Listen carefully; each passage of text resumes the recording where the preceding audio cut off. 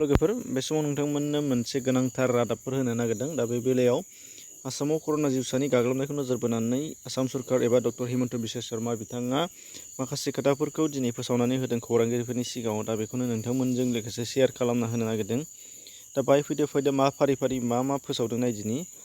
नुनो मोन्दों जे जुदि सानसेयाव 1000नि बांसिन कभिड केस मोनोब्ला जिल्ला खुंथाया गासै स्कुल, कलेज, इउनिभार्सिटि आरो हस्टेलफोरखौ बन्द खालामगोन आरो बेखौ कामरुप मेट्र' जिल्लानि थाखाय फोसावग्रोनानै होनाय जादों। बेनिफ्राय बायजोनिफ्राय फैनाय साफ्रोमबो कभिड टेस्ट खालामनायजों माने बायजोनिफ्राय आसामाव हाबफैनायफोरखौ साफ्रोमखौबो कभिड टेस्ट खालामनायजों लोगोसे बिथांमोना साफ्रोमबो गावबा गावनि न'आव 7 डेज हम क्वारेन्टाइन थानो गोनां जाथारगोन होनदों। बेनिफ्राय पजिटिभ मोननाय पेसेन्टफोरा हस्पिटालनि अनगायै हटेलावबो थानो हानायनि सुबिदाखौ मोनगोन होनदों आरो बेयाव गासै मेडिकेलनि खरसाफोरखौ सरकारानो होगोन, नाथाय हटेलनि फिसखौ गावबागाव पार्सनेलि होनो नांगोन होनदों आरो बेखौ हस्पिटालनि खुलिबानो हस्पिटालनि जाहाथे केपासिटि बियो जाहाथे बाङो बेखौ नोजोर बोनानै बेखौ खालामनाय जादों होननानै बिथाङा फोसावना होदों।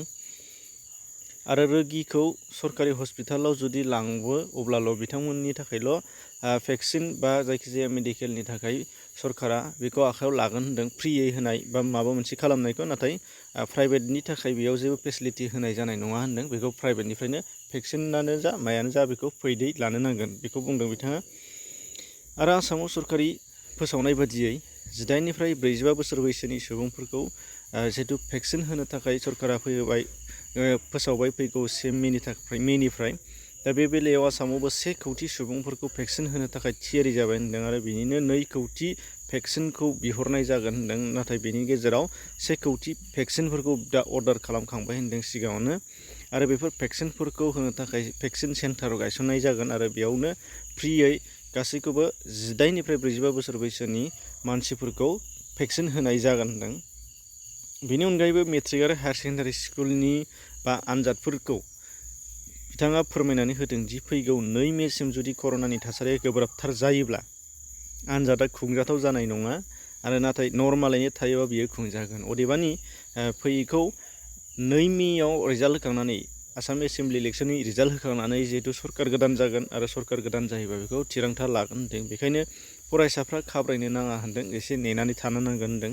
जागोन जाया बेनि गेजेराव गुनो गोथो जानो नङा, बेखौ फैगौ 2 मेसिम नेथ'नानै थानो थाखाय खावलायनाय जादों।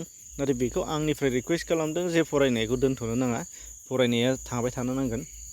जिहेतु जोङो 2 मेनि उनाव आनजादा बा कर'नानि पजिसना जोंना नर्माल जालाङोबा बेयो माने आनजादा खुंजागोना खाथां, जेराव अलरेडि गासैखौबो थामथिमा खालामनानै दोनखाजोब्बाय। बेखायनो फरायनायखौ दोनथ'नो नाङा।